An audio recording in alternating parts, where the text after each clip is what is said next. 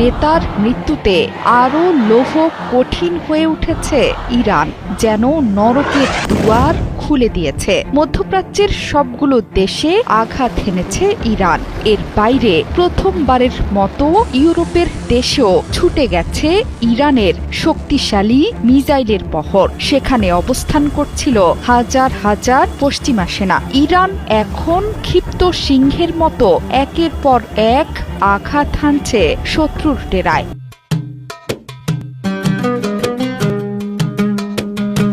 সব বিশ্বাসঘাতকদের দম্ভ অহংকার চূর্ণ বিচূর্ণ করে দিচ্ছে এক পলকের মধ্যে। ইরান জুড়ে চলছে শোকের মাতম। প্রিয় নেতাকে হারিয়েও থেমে নেই আয়াতুল্লাহ আলী বাহিনীর IRGC বাহিনী।